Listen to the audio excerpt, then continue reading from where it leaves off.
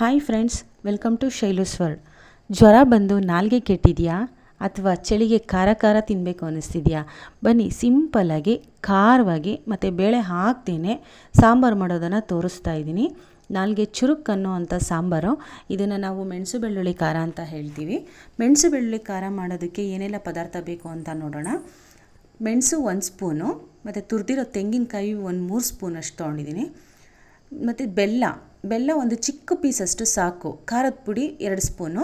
ಖಾರ ಜಾಸ್ತಿ ಬೇಕು ಅನ್ನೋರು ಇನ್ನೂ ಸ್ವಲ್ಪ ಜಾಸ್ತಿ ಹಾಕ್ಕೋಬೋದು. 1 ನಿಂಬೆಹಣ್ಣಿನ ಗಾತ್ರದಷ್ಟು ಹುಣಸೆ ಹಣ್ಣು, 1 ಬೆಳ್ಳುಳ್ಳಿ ಸಿಪ್ಪೆ ತೆಗೆದಿಟ್ಕೊಂಡಿದ್ದೀನಿ, ಮತ್ತು ಒಗ್ಗರಣೆಗೆ ಈರುಳ್ಳಿ ಕಟ್ ಮಾಡಿ ಇಟ್ಕೊಂಡಿದ್ದೀನಿ.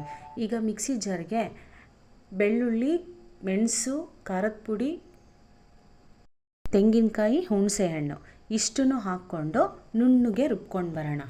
ನೋಡಿ, ಹೀಗೆ ಕಾಣಿಸ್ತಿದೆ, ಇಷ್ಟು ನುಣ್ಣಗಿರಬೇಕು.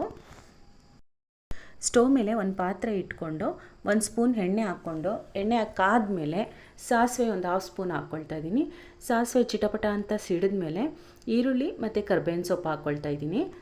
ಚೆನ್ನಾಗಿ ಫ್ರೈ ಆಗಬೇಕು. ಫ್ರೈ ಆದಮೇಲೆ ರುಬ್ಬಿರ್ತೀವಲ್ಲ ಆ ಮಸಾಲೆನ ಹಾಕ್ಕೊಳ್ತಾ ಇದ್ದೀನಿ. ಮಸಾಲೆ ಹಾಕ್ಕೊಂಡಿದ್ದಾದಮೇಲೆ ಸ್ವಲ್ಪ ನೀರು ಹಾಕ್ಕೊಳ್ಳಿ, 1/2 ಗ್ಲಾಸಷ್ಟು. ಜಾಸ್ತಿ ತೆಳ್ಳಗೆ ಮಾಡ್ಕೊಳಕ್ಕೆ ಹೋಗಬೇಡಿ, ಸ್ವಲ್ಪ ಗಟ್ಟಿಗೆ ಇದ್ರೇ ಚೆನ್ನಾಗಿರೋದು.